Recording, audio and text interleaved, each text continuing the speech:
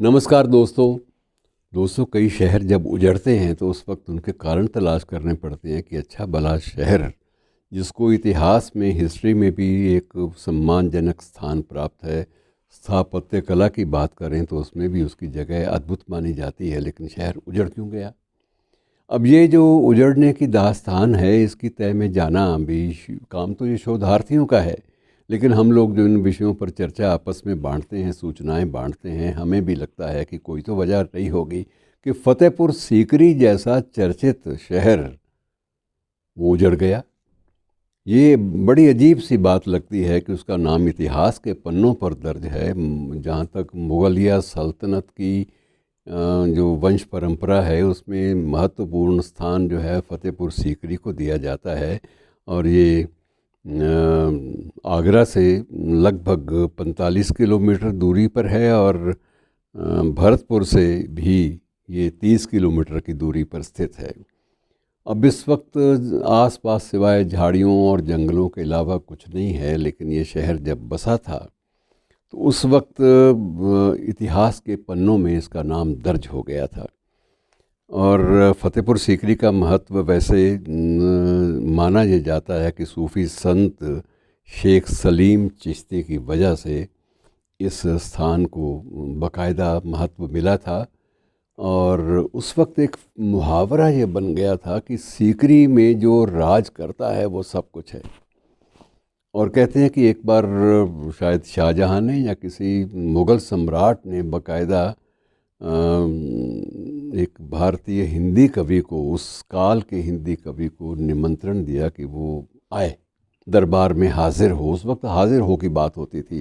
जितने भी सम्राट शहनशाह थे वो किसी को सम्मान से नहीं बुलाया करते थे, उनके कारिंदे उनके जाते कि आपको बादशाह सलामत ने याद फरमाया है तो आप वहाँ पर आइए, तशरीफ़ ले आइए। वहाँ पे तशरीफ़ का लफ्ज़ बीच में डाल दिया करते थे सम्मानवश। तो उस वक्त एक हिंदी कवि ने बाकायदा ये दोहा भी था कि संतन को कहाँ सीकरी सो काम, कि हमें संतों को हमें सीकरी से क्या लेना देना। सीकरी का मतलब यह है कि जो सत्ता का शिखर है, जो सत्ता में है वो सीकरी है, और फतेहपुर सीकरी जो है ये उसी सीकरी के ज़िक्र के साथ जुड़ा हुआ है जिसकी चर्चा आज हम लोग आपस में कुछ बांट रहे हैं। ये 1571 में मित्रों ये अकबर ने ये शहर बसाया था फतेहपुर सीकरी। 1571 की बात हो गई। अकबर के दरबार के हवाले से ही मैं कह रहा हूँ कि संतन को कहाँ सीकरी सो काम, ये अकबर के वक्त की बात ही है। तो अकबर ने बाकायदा इस शहर को बसाया था, और ये भी कहा जाता है क्योंकि अकबर के बेटे जहांगीर या शहज़ादा सलीम भी आप कह सकते हैं, उस वक्त शहज़ादा सलीम ही थे, उसके जन्म के लिए अकबर की सारी आस्थाएं जो थी वो धार्मिक आस्थाएं वो शेख सलीम चिश्ती से जुड़ी हुई थी। और ये कहते हैं कि नंगे पाँव ये सलीम चिश्ती की दरगाह तक गया था अकबर, इसलिए कि मेरी झोली में एक जो औलाद है वो डालो।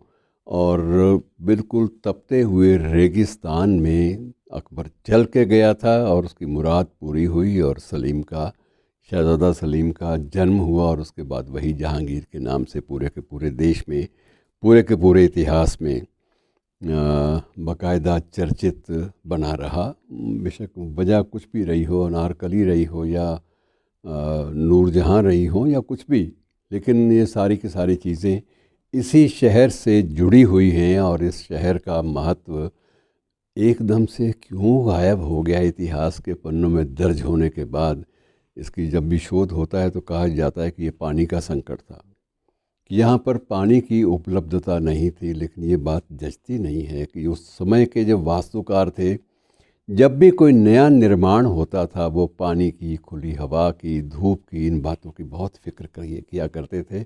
पर्यावरण के बारे में जागरूकता तब हमारे ज़माने की पर्यावरण की जागरूकता से कहीं ज़्यादा थी। शुक्रिया।